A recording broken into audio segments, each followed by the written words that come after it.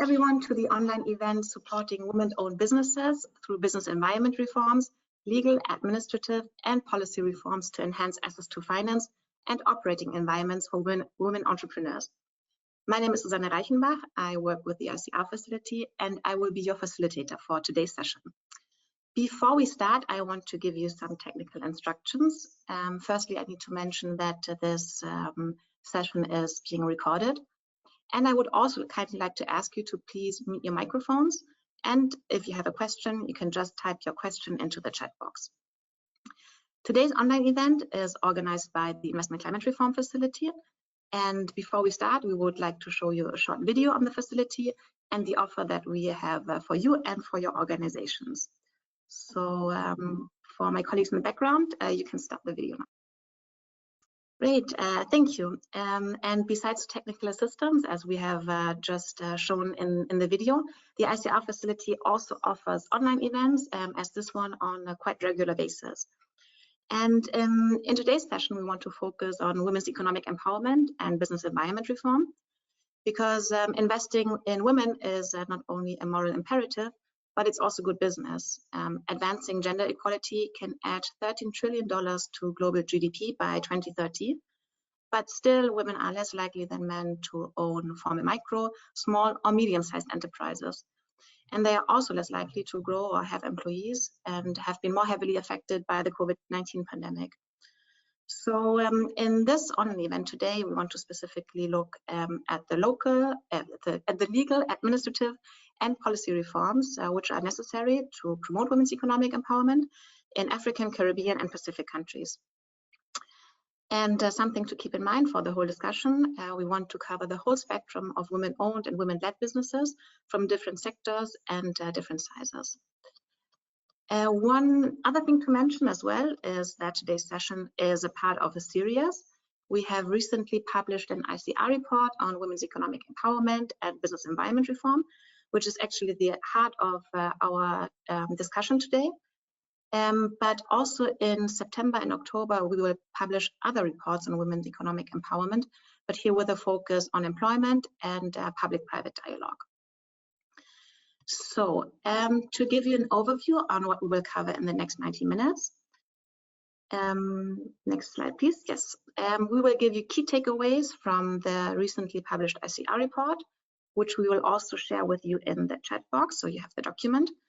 And afterwards, we are quite delighted and very happy to open a panel with high-level speakers from the ACP in Europe, who will then react to the input from the experience and the organization point of views. Before we start with the technical input, I want to give the floor also to Mrs. Christiane Leong, Program Officer for Infrastructure Development and Economic Services of the Organization of African, Caribbean, and Pacific States. Mrs. Leong, please you have the floor for the welcoming words.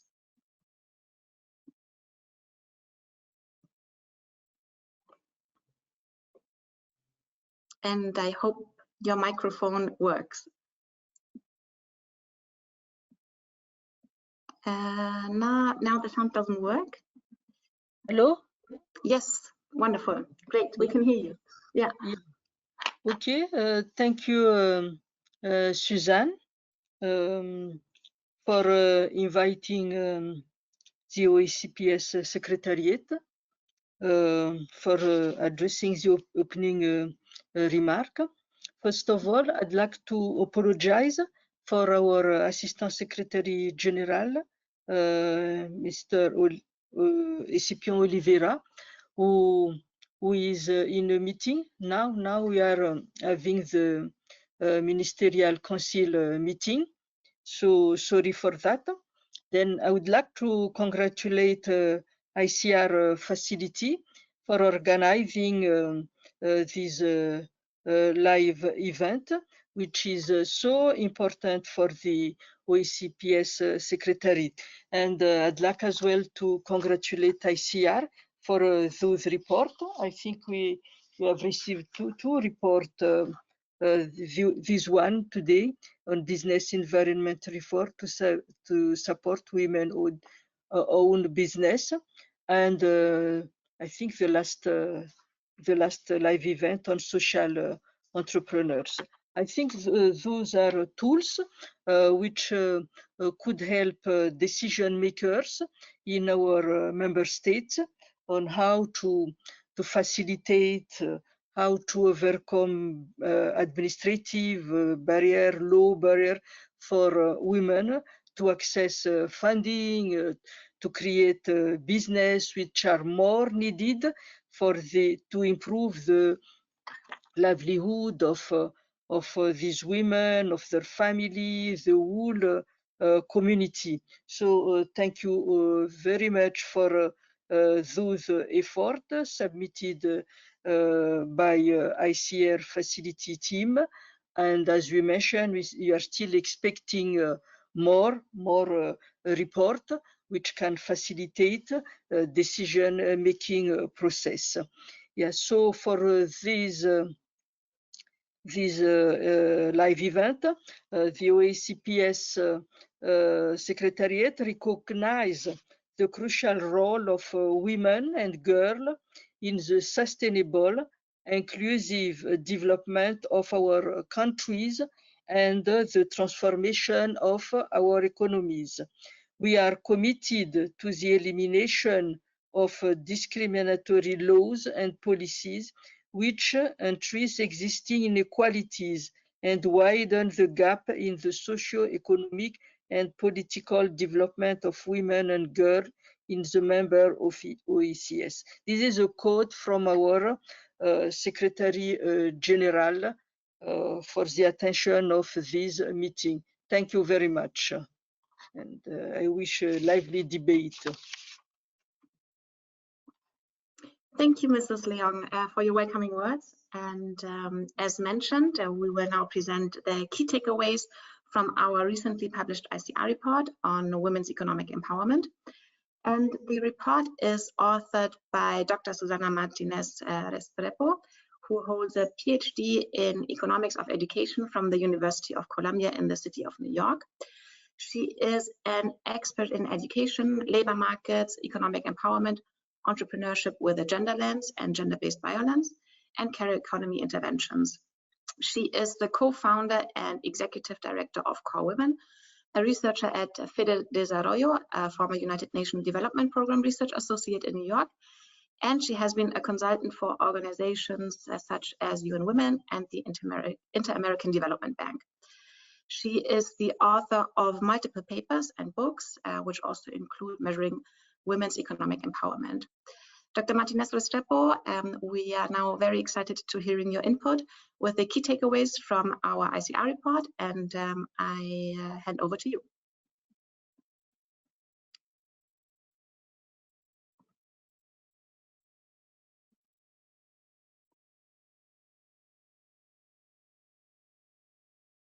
Okay, now yes. Okay, thank you, Susan. I was having some technical issues. It is an honor to be here presenting this report. Thank you for all the support and all the reviews and comments that I got through the elaboration of this report, and it is very meaningful, and I will do my best to do it in 15 minutes. Because traditionally we understand, well, first we need to understand the importance of women's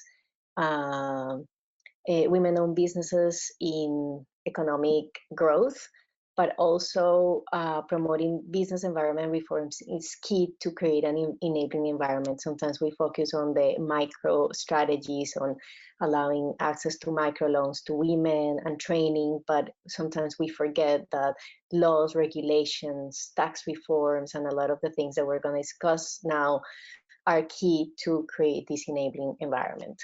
Next. So we see very, very important gender gaps in business profits across, well, here some of the examples are in Africa, but this is true for a lot of the global south and also Caribbean countries. We see that the biggest gaps are in Ghana, in South Africa, and in Nigeria. And the thing is that not only women-owned businesses have lower profits. Women tend to be also to have to own smaller businesses, to access less capital, to grow at a slower pace. And this is also related to the fact that women tend to concentrate in, let's say, traditionally female-dominated sectors, which can have lower profits, lower growth, and that were particularly hardly hit by the pandemic. So this is something that in the world of gender studies is widely known. Women and women-owned businesses were particularly hard because they tend to be in the areas of restaurants, tourism, person-to-person services, education services, care services, and these were particularly affected by the crisis. Next. So how do we explain these gaps? One is legal discrimination, and it is very important to understand that they can be implicit or implicit. What does this mean? Implicit is that, for example, if there's a discrimination or a law that affects small businesses, it is not explicitly against women, but because women are overrepresented among small business owners, it can affect women on a larger proportion. So that means implicit. And explicit is when some of the regulations explicitly have something against women and therefore affect their ability to start or grow or register a business. There are some regulations that also affect women. They can be implicit or implicit. We're going to see more about this. And as people that work in the gender arena, there are social and cultural norms that also affect women. Customary law would fall into social and cultural norms. We're going to speak more about the role of customary law. Of course, structural constraints such as the lack of financial inclusion and education, lack of networks also affect women's likelihood to start a business, to grow their business, to access funds. Lack and access to collateral is key when women do not own land, and we're gonna develop a lot on this. They are less likely to have access to loans. This in addition to bias and discrimination by lenders. Women tend to open their businesses in traditionally female-dominated sectors, which produce lower revenue. So we have a mix of legal and administrative barriers that integrate or articulate or work together with social and cultural norms and other structural constraints that explain why women have less profits, grow less, and tend to stay in small businesses. And of course, the care economy. Women are traditionally the caregivers, and this affects the time they have available to dedicate to their businesses. Next. Something as an economist that is really, really important is that, yes, when gender equality and investing in women-owned businesses is a moral imperative, yes, but it also has strong economic benefits. So when we see it with this lens, we also bring very strong arguments to the equation. Because, for example, if we take action now to advance gender equality, we could add 13 trillion to global GDP by 2030. Sub-Saharan Africa could, for example, increase its GDP by 330 billion by 2030. Women-owned businesses also tend to employ more women, and therefore, scaling these businesses can enhance women's economic participation, women's labor market participation, and they will be more likely to pay taxes, and then this supports economic growth. It promotes family well-being. Women are more likely to invest in their children, in their education, and it reduces the intergenerational transmission of poverty, which saves money to the government on safety nets, on conditional cash transfers, on many expenditures. Women's economic empowerment has been shown to reduce the prevalence of gender-based violence. It is estimated that gender-based violence globally cost 5% of the global GDP because survivors need access to justice, to health services, to psychological services, and it affects their productivity at work. So if we see these, we have very strong economic benefits on investing and creating this enabling environment for women and women-owned businesses. Next. So what are the legal barriers to access and control assets that women face? Why is so important to access and control assets? We have a very strong gap among women-owned businesses to access funds. Microloans are a little bit of an exception, but microloans have traditionally very, very high interest rates, which makes the repayment or having profits really difficult. And the thing is that while there's evidence about the discrimination of lenders, one of the main problems is that women have less access and control to assets. What's the role of regulation on this? Next, laws and regulations. So access to land and productive assets, as well as equal rights to inherit, own, and manage properties are essential to promoting growth and access to credit and for women-owned or led businesses. The thing, and something that we talk a lot in this report, is that some laws and regulations in ACP countries, as well as in other countries, this is not only for ACP countries, but South Asia, Southeast Asia, and Latin America, negatively affect women's economic autonomy since they impede women's equal access to ownership rights. Table 1, which is not complete in this presentation because I didn't have space, but I show you some examples of ACP countries with regulations that affect women's economic autonomy. For example, there are some countries where men and women do not have equal legal ownership to immovable property. There are other countries that do not grant spouses equal administrative authority over the assets, so women cannot decide whether I want to plant this in this land, even if she inherited the land. And there are even countries where sons and daughters do not have equal rights to inherit an asset from their parents. So meaning there's a house or a land from the parents, it can be the son that can inherit the land, or if the female inherits the land when she marries, then is the husband that inherits the lands, and sometimes families do not want to give that opportunity, so they give it to the son. So when we start looking at the regulations, and the study shows that this is a lot brought from the British colony, this doesn't happen that much in former French colonies because the legal system was completely different. But what happens in these countries is that because women cannot inherit or manage their own assets, they are less likely to access funds for their businesses. So changing these regulations can really provide more opportunities for women to access credits and loans at better interest rates than microloans, for example. Next. So what can we do about it? And this report has a lot of good practices. So one of the things that we can do is measuring the gender asset gap in order to understand how these laws can affect women's ability to inherit, own, and control assets. UNSTAT published a series of guidelines to policymakers to own these. This is possible to do in household surveys.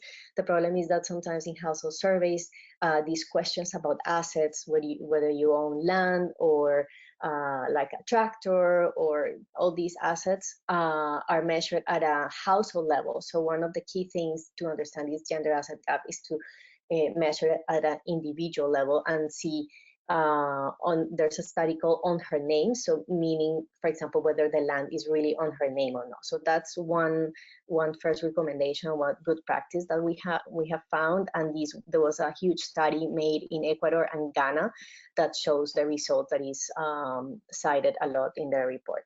Next. Reforming laws restricting women's access to asset. There's a very interesting example that we cite a lot in the report about Ethiopia. So before the year 2000, the family law in Ethiopia affected women's ability to own and control property and have paid jobs outside their homes. They couldn't have paid jobs outside their home unless they have the permission of their husbands. Ethiopia reformed the law. There was an impact evaluation, which is really rare for these BER reforms. And as a result, we found that women's participation in non-home-based paid work, including entrepreneurship, increased by 24%. So although a lot of these business environment reform need to be complemented with other initiatives, capacity building and training, we see that just the reform of this law increased by 24%, and that is huge to any standard of any impact evaluation. Next. So 2, legal and administrative barriers to registering and operating a business and open a bank account. Remember that the first part is women owning assets so that they can access to finance. And now we're gonna see legal and administrative barriers. Next. So as in the previous one, the first chapter, we have a list of countries with legal constraints for women. For example, we have countries where women cannot sign a contract in the same way as a man. And we have also countries where women cannot register a business in the same way as a man. So what this happens is that this promotes the informality of women-owned businesses, because they cannot sign contracts and they cannot register, and they depend on a man doing that for them. And therefore, if they want to be formal, these would be men-owned businesses and not women-owned businesses.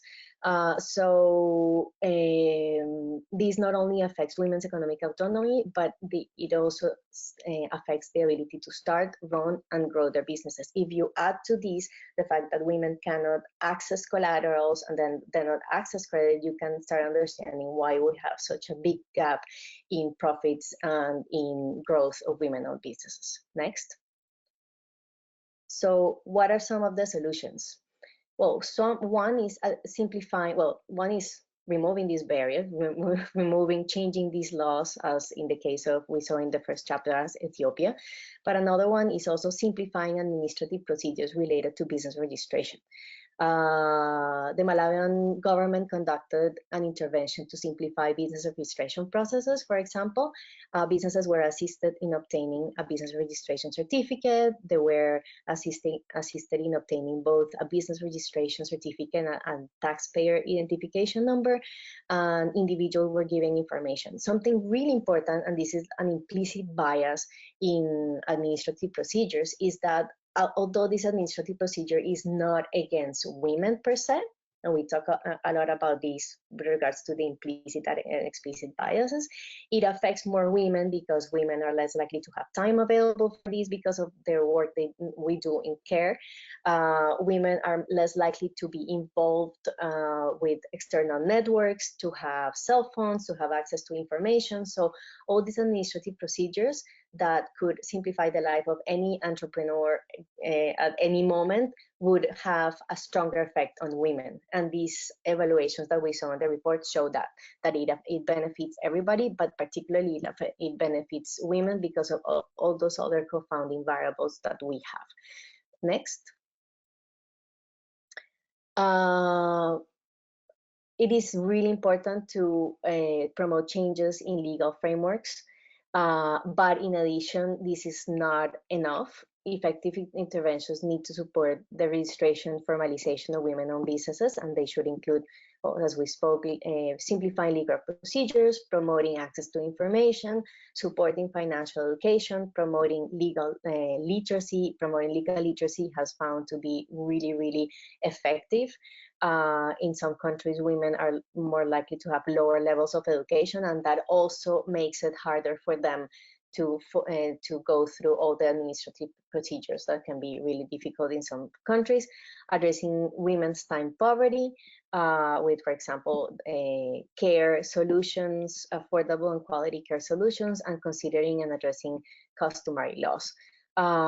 So as I was saying at the beginning, business environment reform promote an enabling environment, but we have to combine them with other efforts which are cited here, such as promoting legal literacy and financial education. Next.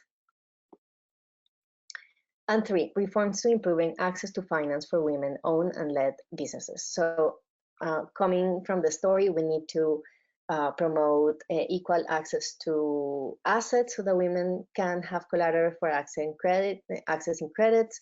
Then we need to reform legal and administrative procedures so that women can manage and register a business in the same way as men. This has to be combined with other factors. And then third, we need to promote reforms for improving access to finance for women-owned and led businesses. Next. Women in developing countries are 20% less likely than men to have a bank account and 17% less likely to have borrowed money from formal financial institutions. What happens here, and we have in figure 2 some examples of some African countries, sub-Saharan African countries, and a multitude of things happen. One can be lack of access to land and productive assets, as we spoke for the first section, then low credit scores due to lower financial inclusion, lower financial experience, and lack of formal credit.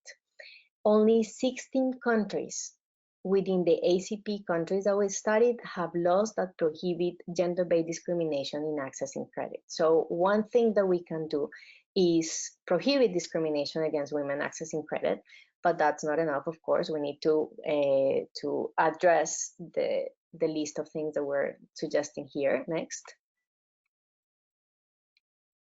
And understand what's going on. So one of the first good practices that we cite is implementing assessment tools to measure gender gaps in access to finance. We won't address what we don't understand and we don't measure, and if we don't understand the problem.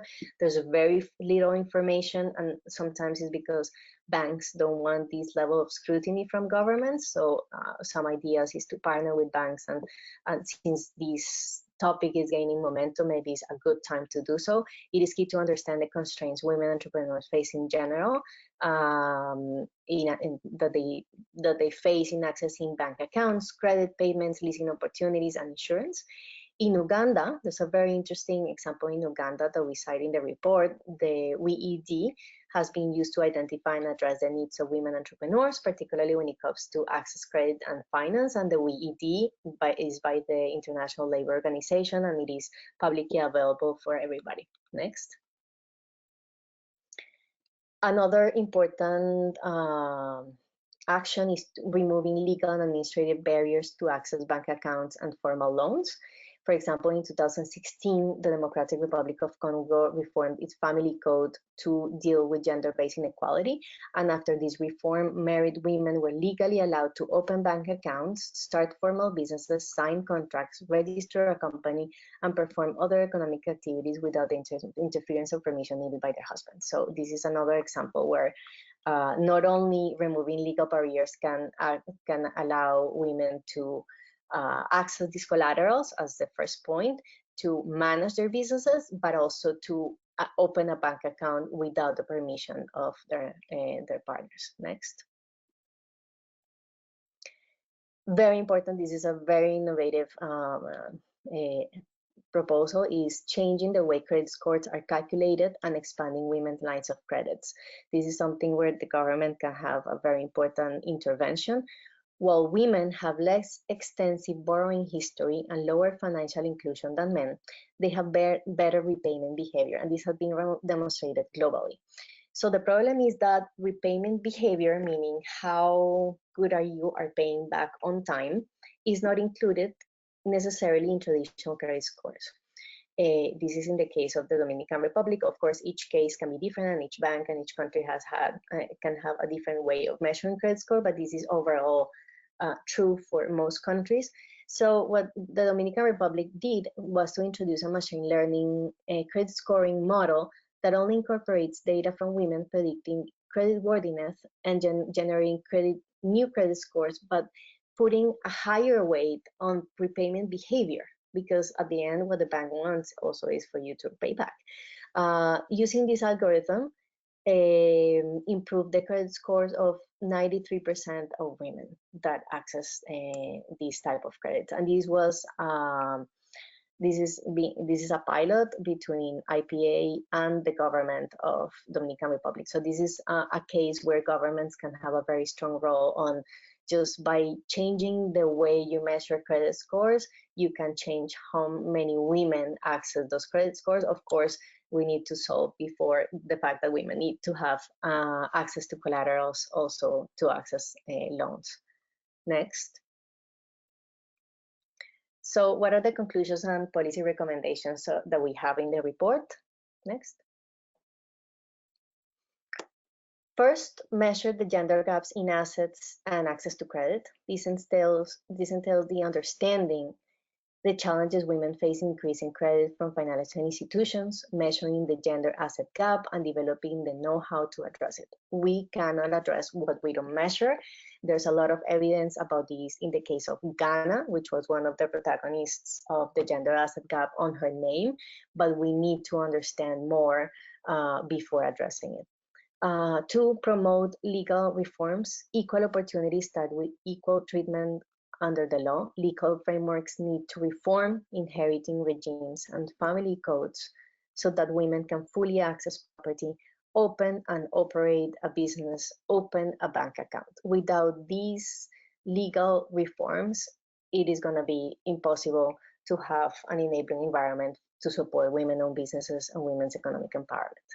3, promote administrative reforms to register and manage businesses. Difficult businesses procedures are a barrier to all businesses.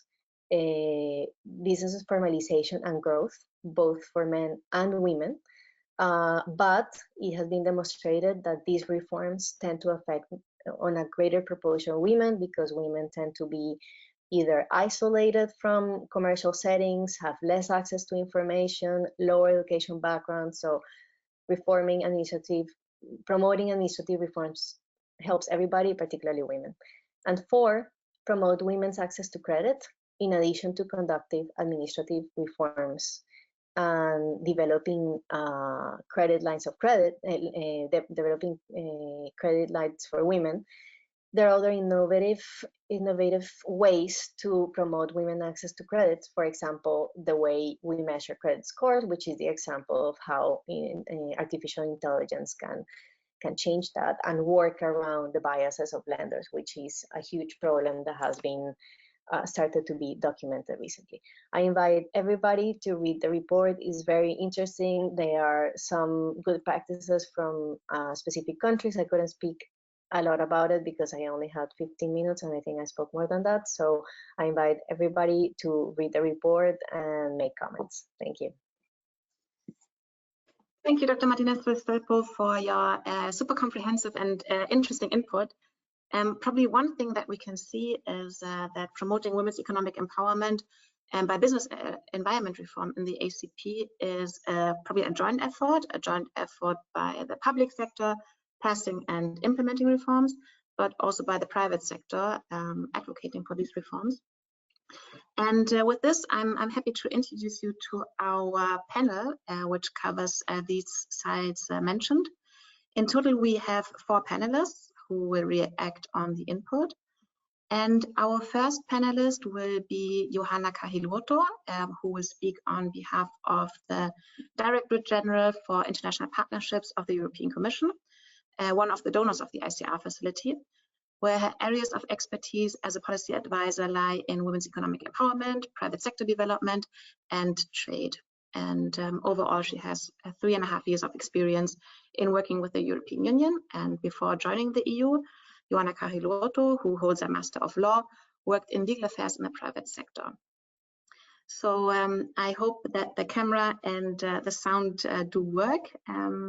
Yes, great. Wonderful. Ms. Kahiluoto, hello. I would be interested. What's your reaction on the key takeaways of the ICR report we've just heard, and what are actually the priorities of DG INPA when it comes to women's economic empowerment, and how do they fit the aspects just mentioned?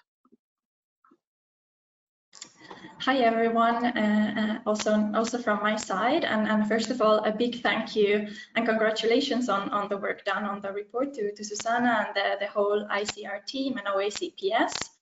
And thank you also for my co-panelists for being here today to share your experience and your reactions with us.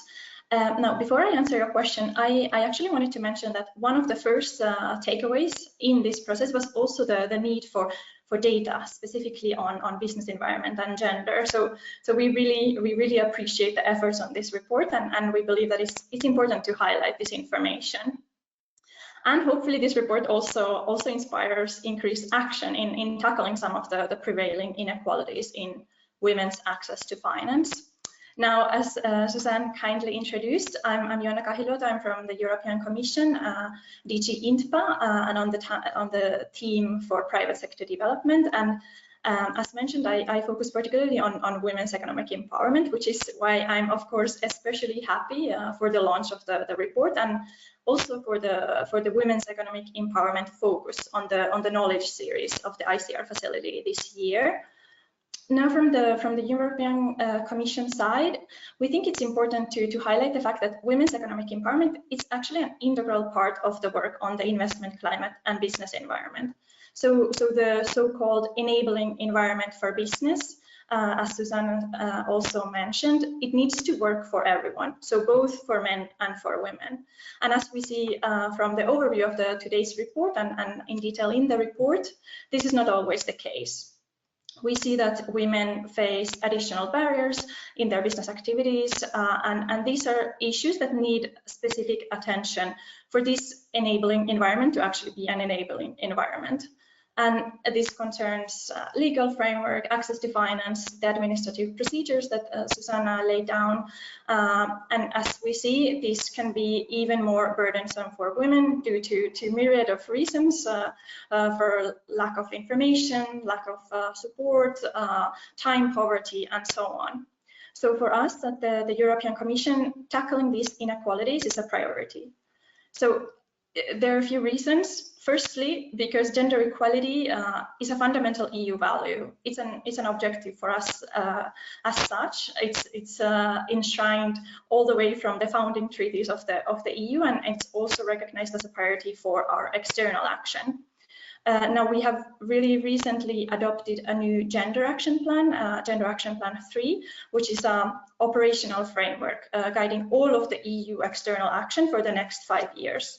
And it also outlines the priority actions on women's economic empowerment and many relevant priorities on gender and business environment, such as on access to finance, on transition to formal economy, on mobility, on unpaid care work, business development services, support for women entrepreneurs, just to name a few. And secondly, this is a priority because we work on sustainable economic growth, right? And gender equality is a key component of economic growth. If we want economic growth to be sustainable, we need also consider women. And this is something that was also referenced in today's report, and also Susanna.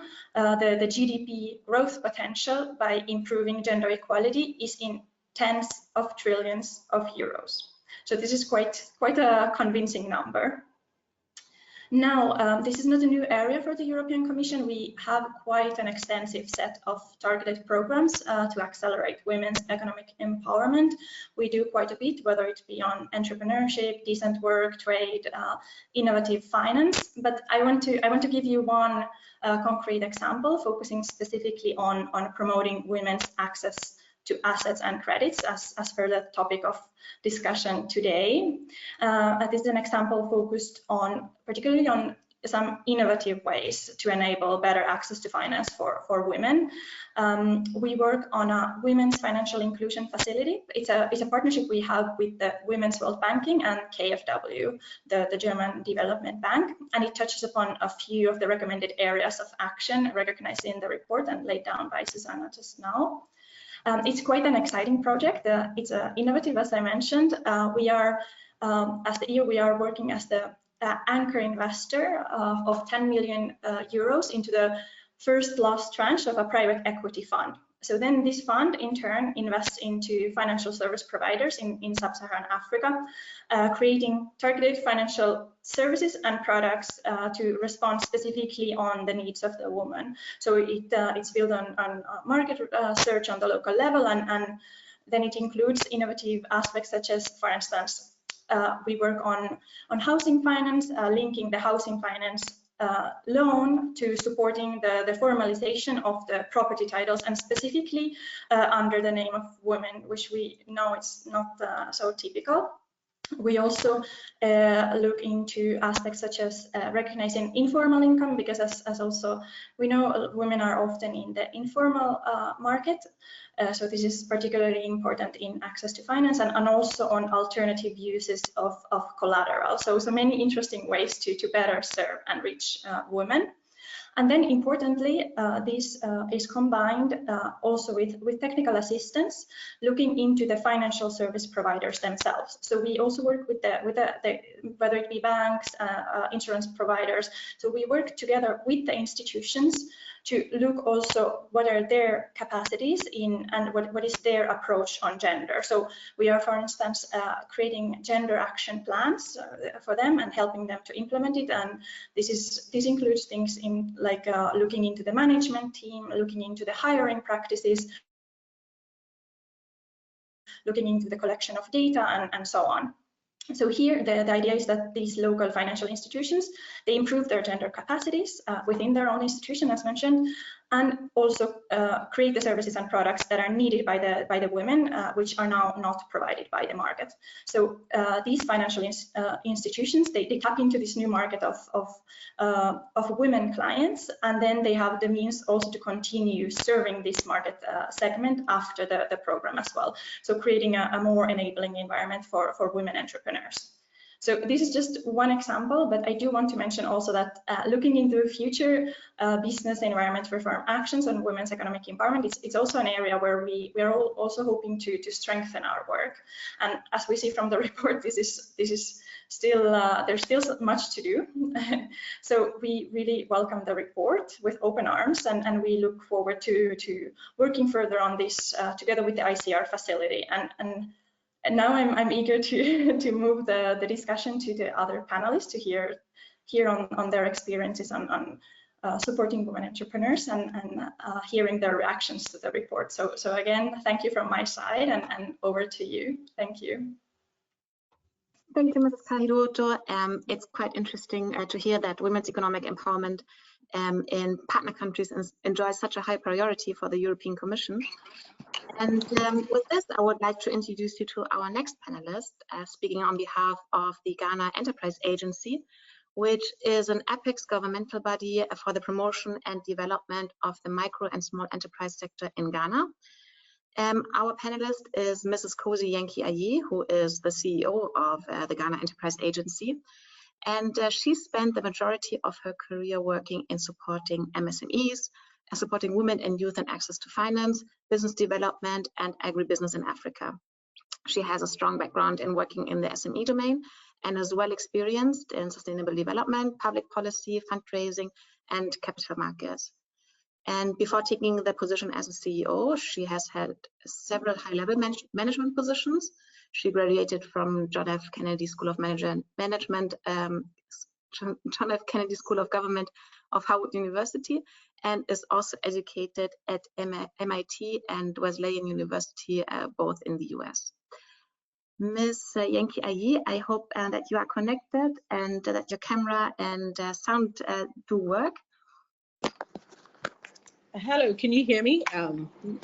Yes, we can hear you. Okay, great. So thank you very much. There's a challenge with my camera, so I think we'll make do with this for now. But I would like to express the gratitude to the organizers of the Investment Climate Reform Facility for the invitation to join the event, and also really congratulate the partners of the ICR facility for such a brilliant initiative that they are running. We're very excited to see the documents and the paper, and also listen to the other participants who shared their opinions and the work that has been done. As you rightly said at the beginning, access to finance is really at the core and the heart of the work we do, and also what I have always done, because I know and understand the impact on women-owned businesses and leading to the women's empowerment through the work that we do. So when we got the request that supporting women businesses through business environment reforms, we were going to discuss that, we were very excited. Because in Ghana, the past 4 years, we've worked really at designing interventions and programs to find ways to build stronger reforms to support businesses, especially women-owned businesses. So to react to really the findings of the ICR report, It really touches on 3 key issues that we've been sitting around and discussing for many years here as the ministry and also this agency. One is really the need for equal treatment and opportunities under the laws of Ghana, the need to streamline formal rules or standards which are excessively rigid and redundant or bureaucratic that hinder or prevent or make it difficult or worse impossible for women businesses, and the need for innovative ways to support women access to finance. This is the heart of it all. And the findings of the research, as I said, rightly have hit the nail on the head on topics that we talk about many times, but really haven't done much or done very little to move the needle on to get the work done. But the following are also critical. Really of it is one, well-functioning institutions. That's from our point of view, because there's so many institutions and trying to ensure that if these institutions are functioning well, then it would make a lot of the things we've talked about quite easy. Then you'd be able to look at the laws, streamline a lot of the formal rules, and ensure that we embrace women within these structures. So with clear-cut mandates, these institutions must have. It will ensure that interventions and policies are end-to-end and sustainable, not ad hoc. And this includes availability of data, learnings, and mainstreaming of efforts. And so well-functioning institutions is at the heart of it all. We can't escape from that. And really, secondly, for us is also information, which is very key in what we do. One of the things we realize, especially for women-owned businesses or women entrepreneurs, is the lack of information. And in many cases, the challenges these women face are not absent from the interventions or policies, but the absence of the platforms to really share, to make information easily accessible to them, and really communicate and engage all the stakeholders they have is one of the major challenges as well, as some of the things that we think are part or critical for us to look at moving forward. I also want to use this opportunity to really emphasize the importance of this subject matter to government. As African women make up 58% of the continent's self-employed population. However, they continue to earn lower profits than men, 34% less on average, according to a World Bank research. And really, the importance of the subject matter to government, really, as I mentioned, is key. And for myself, as a woman running this institution, I cannot not personalize it to that effect and point as well. A case in point is that because of the vulnerability of women, we all know they are the worst impacted, and they were the worst impacted by COVID-19 pandemic, as they became home caregivers, business women, and professionals in all fields now had to, give care and stay at home. Shops were closed, all of that. And if you look at it in Ghana, where women make up a huge chunk of entrepreneurs, they were still negatively impacted by this and were forced to also stay at home, minimizing their profitability and even their access to support. But it's important to note, and actually positively to inform, that government's interventions played a major role around that time and should be, and I think government should be held more to the task of ensuring that what we are discussing today is really successful. And so in government's intervention on the Coronavirus Alleviation Program Business Support Scheme, we realized that after the president had swiftly responded to the cry of the network, women were at the forefront of it. And for this reason, more than 60% of the beneficiaries were women. The importance of this, and why I think it's even necessary to raise it up here as we continue to talk about the challenges of access to finance and the support, was how this intervention came as a form of an innovation, because we were looking at how best it was to support people. And it brought to fore that a lot of women had been left out of the formal access to finance landscape and even accessing a lot of these funds. And this intervention had brought that to light, but had been positively impacted them, because now it also gave them access to funding that they wouldn't have been able to have to support. So out of the over 300,000 beneficiaries who benefited from government's intervention, 60% of them were women. And yes, intentionally so, to support them at a time like this where access to finance is an issue. So at the Ghana Enterprises Agency, which is the apex body mandated to support MSMEs in Ghana, we've not relented in our efforts to continue to support women. Our interventions are focused very highly targeted towards gender sensitivity with gender lenses. Our partnership with the MasterCard Foundation Young Africa Works Project also has a strong focus on women-owned and led businesses, and with an expanded mandate through our current act from last year, where we're working with relevant partners to bring these reforms that we've discussed and interventions to address these women and vulnerable groups at the forefront of it.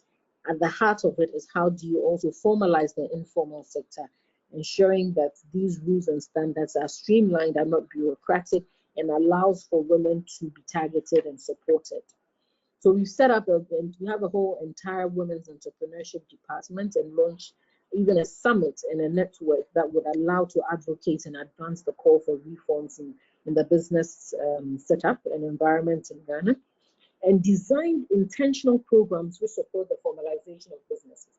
So where bureaucracy plays a role in the past, or where there was not equal treatment under the law, now we have in place certain formalization initiatives with the Registrar General's departments, the Ghana Standards Authority and Food Drugs Authority. Because when you look at the business environment and you're looking at reforms, these institutions need to play a role to allow women businesses or women-owned and led enterprises to achieve and assess these tools to be able to build their businesses so they can grow bigger, so they can expand, so they can support them and become more profitable as well. So really our overarching mandate was also in the design of the policy, the National MSME Entrepreneurship Policy, where government had an underlying theme of gender, a strong women focus as well. And the key thematic area of the policy was the realization of an enabling environment to ensure that the existence of a congenial regulatory framework and enactment of appropriate MSME tailor incentives would come in play to stimulate growth for MSMEs and support women-led businesses. Because yes, Ghana has one of the highest women enterprises and entrepreneurs, but that, as was discussed in the first presentation, does not mean they have tools or access to everything. There are challenges or issues of how to grow their businesses, of how profitable they are, and what type of even ventures that they play a role in. So for this reason, the activities are aligned to the Ministry of Trade. It has a flagship program, which is the Business Regulatory Reforms, BRR unit, that is seeks to remove regulatory bottlenecks to make the business environment more conducive, especially for women MSMEs, and on a weekly or consistent basis is constantly updated to show building permits, land reforms, what are the reforms taking place so that businesses will find it attractive to do more with that. So it's this initiative that is being considered by GEA, and also we believe that what you launched today, what we've discussed today in terms of supporting women enterprises through this business environment reforms is a laudable initiative and falls in line with our ongoing efforts. Therefore, we'll keep an open door to the ICR to offer any support to make the initiative a success. And when we talk about support, we're talking about going all out to ensure implementation and seeing how the impacts will benefit the women enterprises on the ground. So we thank you so much for giving us this opportunity, and I want to thank the organizers again for the opportunity to participate and really express the hope that all who are present or listening in will really commit to working at different levels so we can support women entrepreneurs for their businesses to grow stronger and better. Thank you so much. Thank you so much, Mrs. Yankey, for these insights on the work of the Ghana Enterprise Agency, which is quite intense. And actually, you already mentioned that Ghana is actually quite successful when it comes to producing female entrepreneurs, because we read that Ghana has been ranked highest globally with a number of 46.4% of women entrepreneurs. So yeah, that's quite interesting. From this, we want to move to the reactions of the private sector now on the panel. And here I can announce our third speaker. And our third speaker is Mr. Aminou Akadiri, who is the CEO of the Federation of West African Chambers of Commerce and Industry, FEWACHI. And FEWACHI represents 50 national member chambers of the countries which also forge the Economic Community of West African States, ECOWAS. And FEWACI advocates for greater involvement of the private sector in policymaking decisions, for improvement of the business climate, and institutionalized public-private dialogue. And something which might be interesting is that the ICR facility actually supports FEWACI in analyzing successful business models by women-led SMEs in the agri-food value chains, and will also support FEWACI in bringing these conclusions to policymakers. Mr. Akadiri, he has a master's degree in organizational management and business administration. He has numerous years of experience in the field of private sector promotion, business representation on different levels, and he has been lending his expertise as a national consultant to ECOWAS for more than 15 years. And he's also a focal point of the ACP Secretariat in West Africa and is the Vice President of the Réseau des Affaires dans les pays francophones pour la coopération Sud-Sud. Mr. Akadiri, I hope you are connected and that your camera work and also your microphone. Yes, I'm connected. Can you receive me, Susanna? Yes, we can see you and we can hear you. Welcome to the panel. Great, thank you very much. Thank you. Good afternoon, good morning, everybody. It's a pleasure for me, for us to be on this platform. First of all, let me appreciate and commend the European Union, ACP Secretariat, GZ, and other organizations supporting this activity through the ICR facility for their immense support to us. I'm very, very happy to have this opportunity to give our perspective on these reports. Susanna, the report is well presented and is taking into account what women are facing in the region. The support is quite extensive and reflective of the challenge women face in the owning or doing business, as it clearly reflects the legal, administrative, and policy reform restraints that they are encountered. It also shows that there is a need for effective collaboration through engagement and initiative in the public sector, private sector, civil society, and academia to properly invest in the growth of a female entrepreneur. Because from the report we got, by 2030, the input of women will be about 13 trillion to the GDP. So it's a very huge that we support, government support women, government support SMEs, government support the informal sector.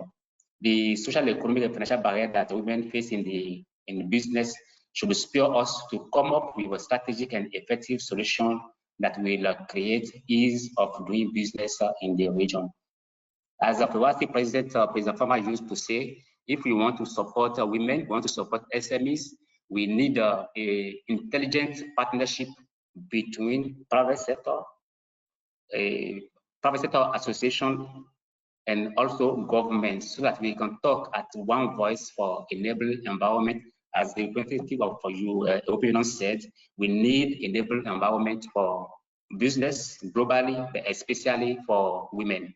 As you said, that FEWACI, yes, FEWACI has submitted a request to ICR facility in order to support the improvement of regulatory framework for the activity of company managed by women in agricultural sector. In agricultural sector, because we believe that without agriculture, we can't do anything. The phase of COVID-19 show us that we need to give more support to agriculture, and we have many women. The report already show that women are many in the agricultural sector, but they are facing some challenge that we need support of the government to have enabling environment for women.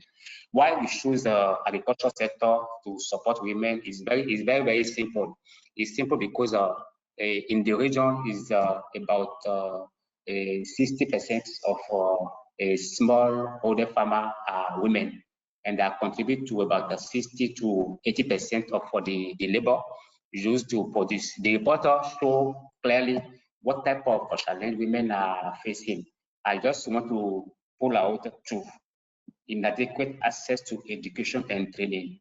I believe, or we believe at FEWACI, that if we want to implement this report, we need to put emphasis on training on education, gender division of the labor. That one is very, very key. And then the critical one is on the policy. We discovered the lack of in implementing existing policy. At ECOWAS region, we have ECOWAS policy for agriculture. Everything is well drafted in the paper, but the challenge is the implementation. So what we suggest at the FEWASI is to make sure that we let women know what are their rights and what they can do to support agri in the region. At FEWASI, we prioritize women economic empowerment because we observe that the area has been ignored over the year. Although developing countries are working on women educational empowerment, but only a few has come to realize the immense importance of women economic empowerment and the subsequent impact it has on our country. So we really appreciate these reports that you presented. At FEWASI, we are ready to support. We are ready to support the implementation. Even let me take this in bracket to also appreciate ICR facility because we are working on harmonizing business law in the region. When women are working at agricultural level or at SMEs, we are working in the region that the business law is not harmonized. So it's we really appreciate that you are supporting us to have the business law harmonized in the region. Yes, it's intended for big company, but it will help also the small company to in their business through the border in the region. That is what I can give as comments on this report that we just having. I want to assure you that we at FEWASI, we are ready for the public-private engagement to support women in business, women in agriculture, and women in SME in particular. Thank you very much. Over to you, please. Thank you, Mr. Akadiri, for this feedback of FEWASI on the report. And now we would move on to our third speaker. FEWASI actually represents entrepreneurs, women entrepreneurs from all sectors and sizes. And now we would like to focus on one specific sector, which is actually mostly traditionally male-dominated. And I am pleased to introduce you to our panelist, Dr. Linda Davis. She is not only the founder and CEO of Giraffe Bioenergy, but she's also an accomplished bioscientist, administrator, and business development professional. Hello, Dr. Linda Davis. To continue your introduction, she has 15 years extensive experience in senior level positions within the renewable energy sector. And she's also a board member of Livelihood, which is a network that trains disadvantaged youth and women in Kenyan slums to distribute life-improving products in slum markets. And she also has served as a partnership director at the Partnership of Women's Entrepreneurship in Renewables. She completed her PhD in microbiology and biotechnology at the University of Western Sydney and also holds certificates from Stanford University. Dr. Davis, I think we already saw you, and I'm happy that your camera works.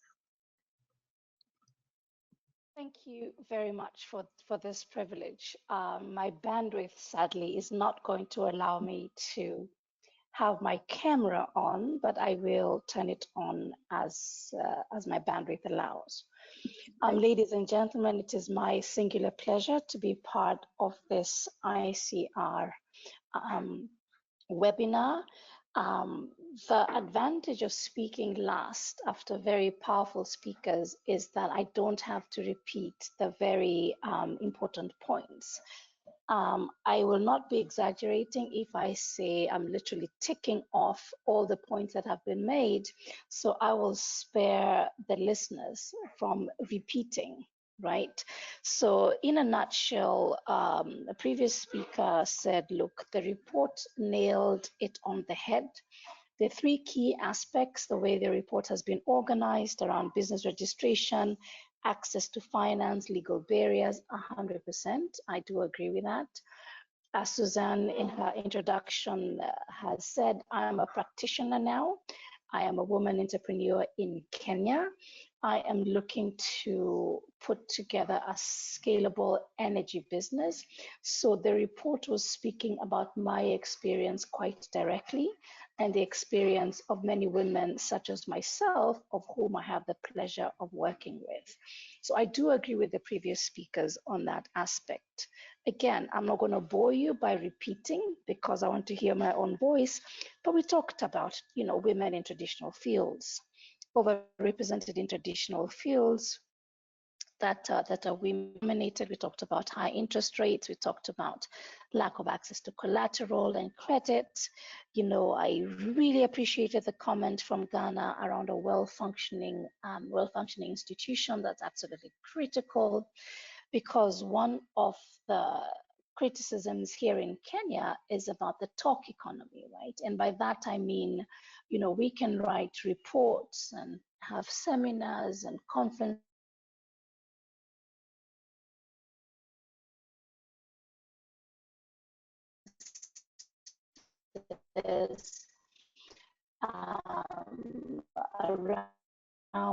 around different subjects. However, it is very, very important. So I'm very excited that previous speakers have talk about it, right? If we say we don't have the data, what is the action, right? And ICR is putting its hand up and saying, task us to support these kinds of initiatives that will move the needle forward. So yes, we don't want to be in the talk economy. We want to be in the action economy to actually see changes in this very important aspect. I appreciated people talking about governments and the role of governments. Thank you very much. Policy and regulation is very, very important. That needs to be very, very specific, addressing small businesses as well as women-led businesses. I also put up a challenge to say, women are not just confined to small businesses, and that is a specific barrier that I will speak to again when my turn comes around again, around we can also put forward proposals for multi-million-dollar investments. And that is a challenge, a specific challenge that African women, or particular African women, are having, that we also need to address. So when we talk about access to finance, we did discuss that it's limited to microfinance or some amount of fine, or a limit, right? Certainly a woman that looks like me, we don't immediately associate that with millions of dollars of investment, and we still are challenged when you're talking about in the hundreds or even the tens of thousands of dollars. So we need to look at the whole value chain and the whole spectrum around, what a woman-owned business could look like. The one topic I thought I would be able to narrow in was on the nexus, right? When you talk about women businesses, really looking at, pressing problems, pressing global problems. Maybe the SDGs can be a good underpinning of where we put our priorities. Mr. Aminou before me just really narrowed in on the agricultural comment, so I don't get to repeat that. But also maybe just to underscore his point, it is possible that we look at women businesses that are really working on a number of global problems. Energy underpins education, energy underpins health, energy underpins water, food, gender equality. So those kinds of holistic approaches to how we can support women businesses, especially those that really are aligned to global goals, right? We've got Africa 2063, that's a global goal. A national, a Pan-African goal. We've got obviously the Paris Agreement, we've got, the SDGs. So there are a number of these global goals that women are specifically working in. And if we look at those kind of initiatives, if we look at those kinds of effort going into that, then my challenge is, to the ICR and other well-meaning organizations to see how shared humanity and looking at working on very, very important problems. and women are at the forefront. Yeah, my last comment is perhaps the experience. I want to highlight some experience when I was the director of the women's the WPower, you know, the partnership on women's entrepreneurship in renewables. I had the pleasure of working with organizations that recognized the central role of women in clean energy entrepreneurship, the central role, that change is likely not going to happen at the scale that we need it to happen for SDG 7, you know, the one that talks about energy access to all, unless we prioritize women. And we wanted to prioritize women at the grassroots levels because they tend to be owners of relationships within the community. They also tend to be household managers of energy. They tend to be the primary users of light, you know, as they assist their children through homework, as they cook as well. But we also wanted to see what can women do on the factory floor? What can women do on the design table when we look at designing energy solutions? Because there are many, many examples that are hugely hilarious, if not downright disappointing, when energy solutions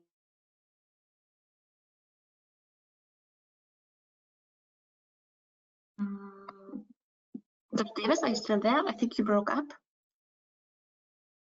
Can you hear us? Solutions that exclude women at the table are actually just completely not usable. So that the report was very succinct, you know, in highlighting some of those issues. And I also want to thank the panelists in also understanding that East or West in Africa, you know, our problems are shared. And by that means that we can have shared solution. And I thank ICR for taking the leadership in this issue. Thank you. Thank you so much, Dr. Davis, for this very comprehensive insights and actually on the variety of challenges that women entrepreneurs face when they run a business. And we can see that many things are quite interconnected and linked. Now we want to open the panel for the questions of the audience. And I invite all panelists to open the camera, depending whether the bandwidth is sufficient. If not, there's no need. Great, we can see you, Mr. Akadiri. And yeah, let us wait. Susanna, great. Wonderful, okay. Yes, and for the audience, now if you have questions to our panelists, you can type your question into the chat box. We will forward them to the panelists. And also the panelists, they can ask questions to their fellow speakers. So that's also an option that you have. Actually, we already received one question, and the question is addressed to Mrs. Kosi, and it's from Edwin from, just one second, from the Social Enterprise Ghana. And I can read it to you. He, oh, I get the message that Ms. Kosi, she's offline. Yeah, maybe we can forward the question which was addressed to her by email, and then she can answer. She can answer later. It was a question on long-term finance and how the Ghana Enterprise Agency supports there. So I will not forward it to the other speakers because it was directly really addressed to her. So we don't have any questions yet from the audience, but actually I have a question to anyone who wants to take it. And actually I was thinking that we heard that time poverty is quite a challenge for women entrepreneurs, and this actually also affects their capacities when they want to engage with the public sector and but also advocate for their interests.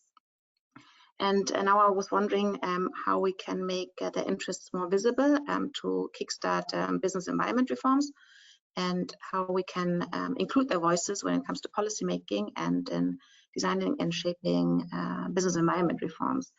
How can we make sure that they can participate?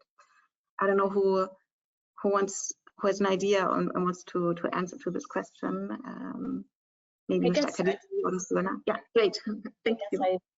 Yeah, when we were preparing and drafting the reports, this one and the next one that is about promoting women's employment, that was a huge discussion that we have, because that is at the center of everything. Like, if we don't have time, and this happened with COVID, it's like, oh, you have to reinvent your business and go online and have all these new services. How are you going to do if schools are closed and daycares are closed and you don't even have time to sleep? So it's always a huge constraint that affects women, that have affected women historically, even more during COVID times.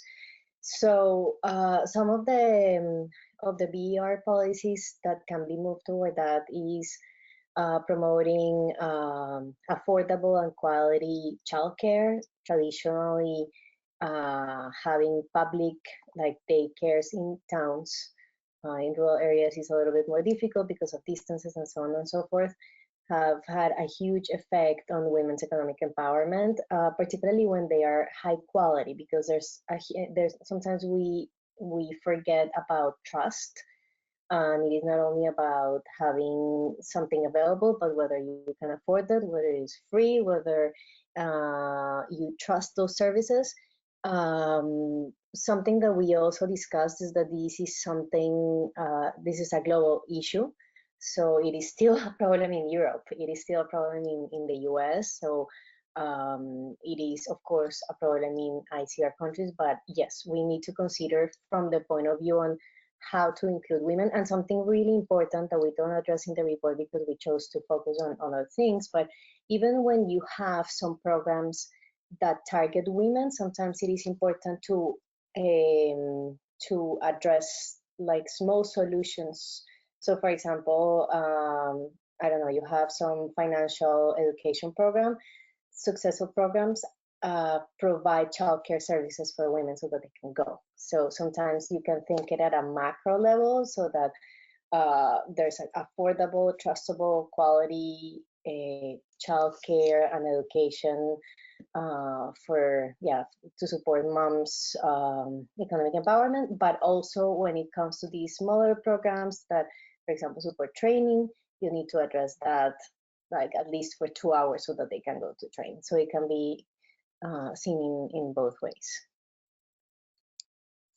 Maybe just to complement from our side, exactly what Susanna was mentioning, this is something that, for instance, when we work on business development services and entrepreneurship training programs, what we're trying to do is to start with the consideration, because if we want to target women, we need to take into account the lives of the women. So, for instance, in terms of the time poverty, but also and where the training takes place, what time it takes place, the mobility of the women, for instance, whether it's safe to transport to the training at night, and these type of things. So because otherwise we will not reach the beneficiaries that we want to reach in the program. So these type of small scale solutions connected to the training that are essential, because otherwise we will not reach the women. So from our perspective, this is part of the gender analysis that we are conducting in all of the programs, and it's an essential part of the design of the program, because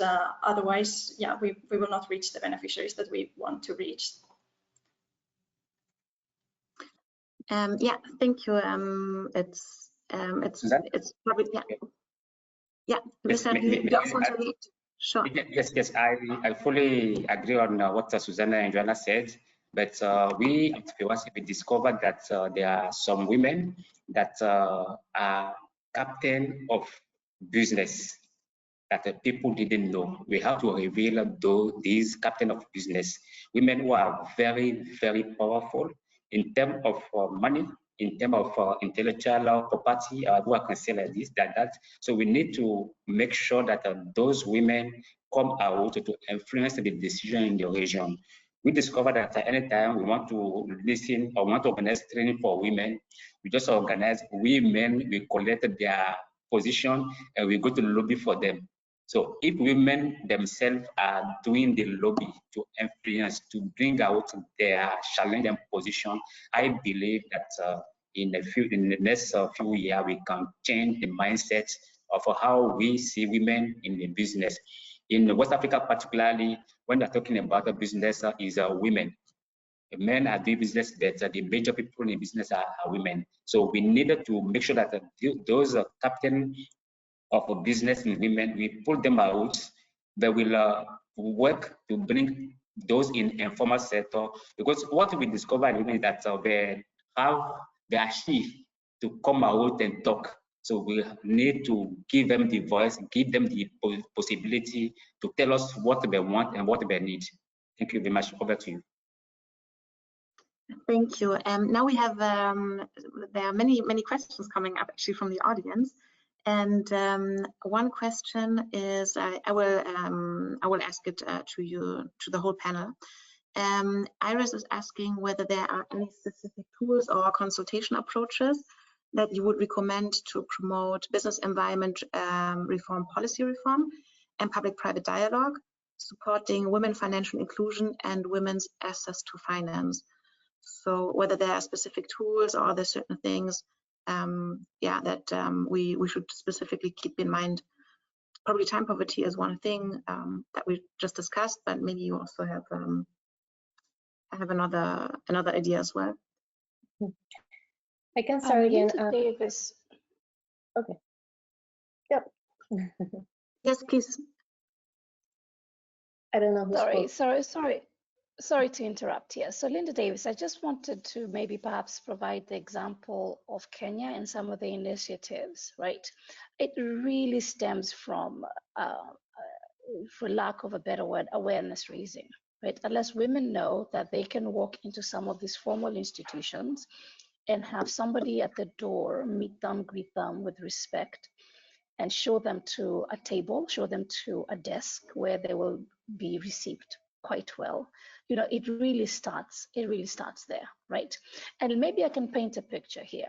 There's some women who would not even walk into a formal shop or supermarket, right? That might be surprising for some in the audience to hear, because they feel that is not a place for me, right? I just go to the market, I purchase things informally, right? So walking into a supermarket where you push a cart and put products into the cart, where you're trusted that you will go to a checkout and pay, that is really sometimes what we're looking at. Now, this is not a woman who is impoverished. You know, this is a woman that might be considered quite wealthy in their community, right? Wealthy in the sense that they're a successful farmer or they've got enough animals or things like that. But just the awareness that these spaces actually exist to serve them, right, is really where we need to start.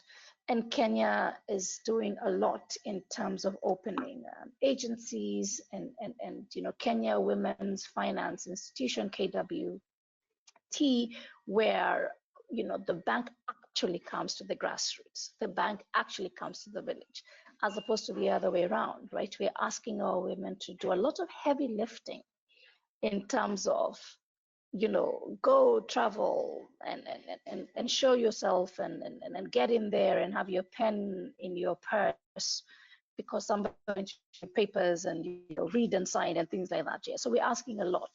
And these are very, very capable women who've been running businesses, you know, fairly successfully that are not aware.